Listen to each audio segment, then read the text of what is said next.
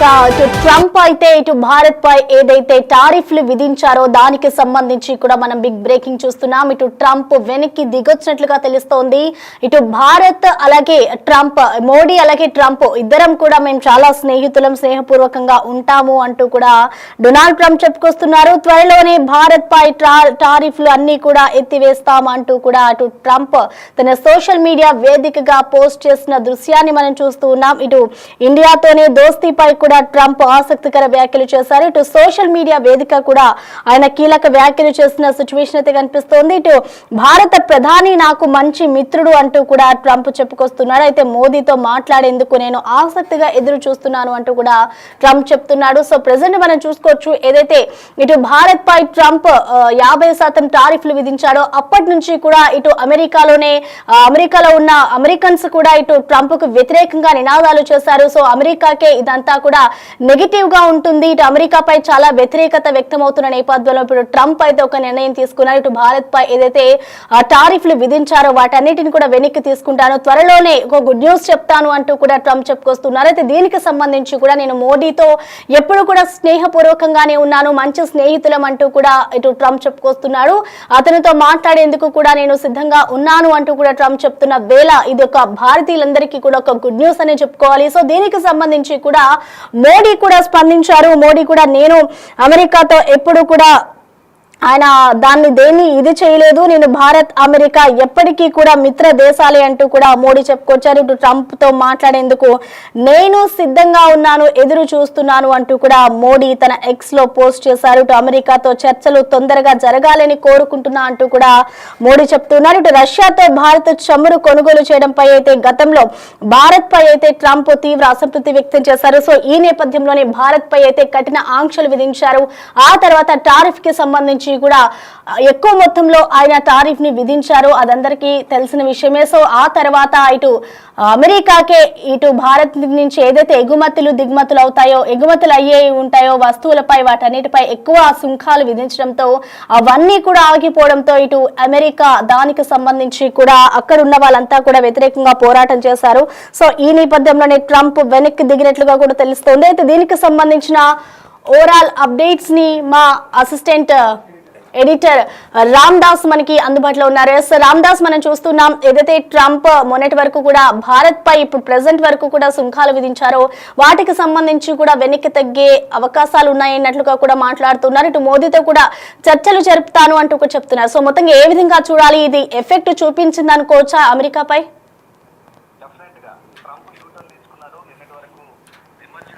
Trump ఇప్పుడు ప్రశంసలు కురిపిస్తున్నారు. మోదీ నా చిరకాల మిత్రుడు, మోదీతో మాట్లాడి మొత్తం డీల్ సెట్ చేసుకుంటాను అంటున్నాడు. అంటే ఏం జరిగింది, ఉన్నటువంటి ట్రంప్ స్వరం మార్చాడు. భారత ప్రధాని తనకు చిరకాల మిత్రుడు, ఆయనతో మాట్లాడేందుకు తాను ఎంతో ఆసక్తిగా ఎదురు చూస్తున్నా. త్వరలోనే మోదీతో ఇండియా అమెరికా వాణిజ్యం గురించి చర్చిస్తా, ఇది రెండు దేశాలకు మంచి ఫలితాలు ఇస్తాయంటూ ట్రంప్ తన సోషల్ మీడియా వేదికగా చెప్పుకొచ్చిన సందర్భం దీంతో ఒకసారిగా ఆశ్చర్యానికి గురవలసిన పరిస్థితి. ఎందుకంటే భారత్, రష్యా, చైనా అధ్యక్షులు షాంఘై వేదికగా జరిగిన సదస్సులో ఏకతాటిపై నిలబడ్డారు. సో అప్పటి నుంచి ట్రంప్ కు ఒక రకంగా గుబులు మొదలైందని చెప్పాలి. దీంతో ఈ మూడు సూపర్ గ్లోబల్ పవర్స్, ఇప్పుడు భారత్ ప్రపంచ ఆర్థిక వ్యవస్థలో 3వ స్థానంలో వెళ్ళింది, 3వ స్థానానికి ఎగబాకింది. దీంతో ఈ మూడు ఆర్థిక దేశాలు ఏకమైతే తన పరిస్థితి ఏంటని ట్రంప్ ఆలోచించినట్టు తెలుస్తుంది. అంతేకాదు సొంత దేశంలో విమర్శల పాలయ్యాడు, పెద్ద ఎత్తున ఒత్తిడి కూడా పెరిగింది. దీంతో ట్రంప్ యూటర్న్ తీసుకున్నట్టుగా మనకు అర్థమైంది. ఒకసారి డొనాల్డ్ ట్రంప్ చేసిన ట్వీట్ కూడా మనం స్క్రీన్ పై చూడొచ్చు. I'm pleased to announce that India and the United States of America are continuing negotiations to address the trade barriers between our two nations. I look forward to speaking with my very good friend Prime Minister Narendra Modi అంటూ ఆయన చేసిన tweet. దానికి ఇక్కడ మోదీ కూడా reply ఇచ్చారు. India and US are the close friends and natural partners. I'm confident that our trade negotiations will pave the way for unlocking the limitless potential of the Indo-US partnership అంటూ ఈయన కూడా reply ఇచ్చారు. So ఇద్దరు, అంటే ఇక్కడ మోదీ కూడా reply ఇచ్చారు.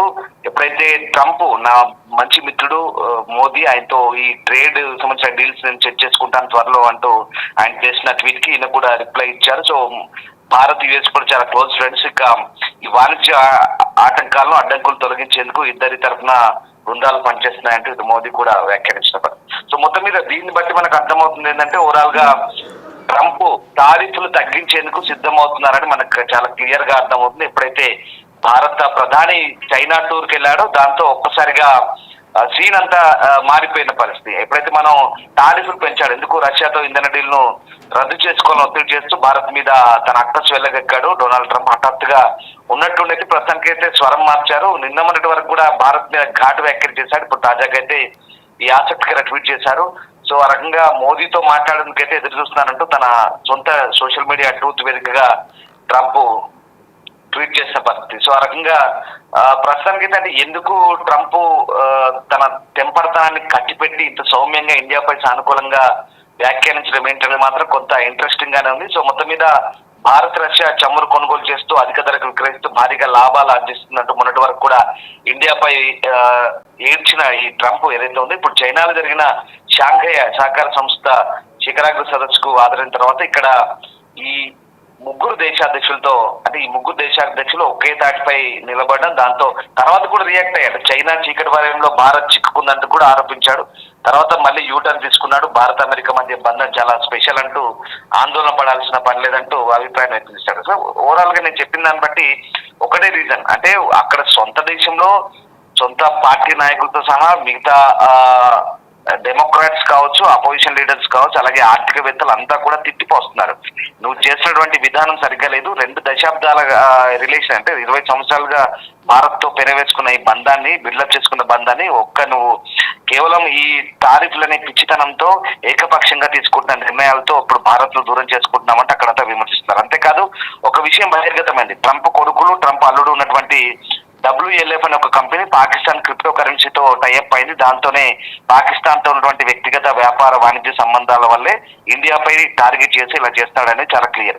So దీంతో అంటే అక్కడ మనకు రష్యాతో మనకంటే చమురు ఎక్కువగా చైనాకు ఉంటుంది, మరి చైనా మీద లేకుండా కేవలం భారత్ పైన ఎందుకు వేశాడనేది చాలా మంది అక్కడ అమెరికన్సే ప్రశ్నించిన పరిస్థితి. దాంతో పాటు అమెరికా భారత్ పాకిస్తాన్ మధ్య యుద్ధాన్ని తానే ఆపాను, సో కాబట్టి తనకు నోబెల్ నామినేట్ చేయాలంటూ భారత ప్రధానిపై ఒత్తిడి తేవడం, భారత ప్రధాని దానికి నిరాకరించడం, దీంతో తన నోబెల్ కళ కూడా దూరమైంది. దీంతో భారత్ పై కొంచెం కక్ష పెంచుకున్నాడు.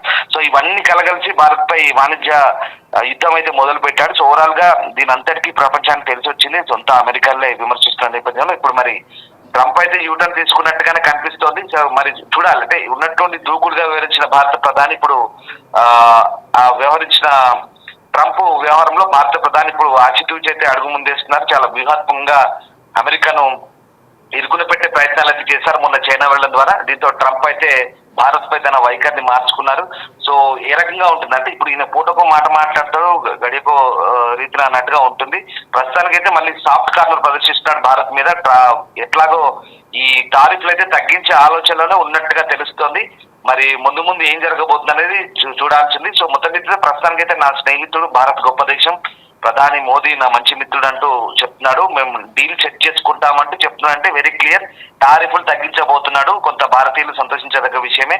సో 25% ఏవైతే ఉందో దానికి అడిషనల్ గా విధించిన 20% తగ్గిస్తాడా లేదా ఓవరాల్ గా గతంలో ఉన్న 10%కే పరిమితం అవుతాడా అనేది చూడాల్సింది. ఆర్థికవేత్తలు కూడా దీని గురించి విశ్లేషిస్తున్నారు.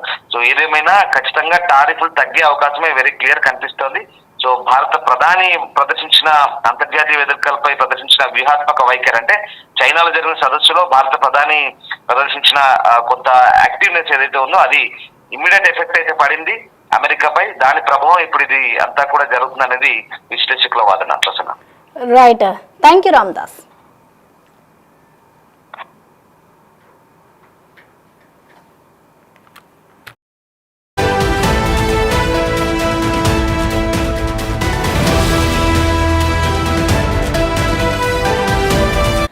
రైట్, అది ప్రస్తుతం పరిస్థితి చూసుకుంటే ఇటు ఏదైతే ట్రంప్ భారత్ పై అధిక సుంకాలను విధించాడో అదంతా కూడా ఇప్పుడు వెనక్కి తీసుకున్నట్లుగా తెలుస్తోంది.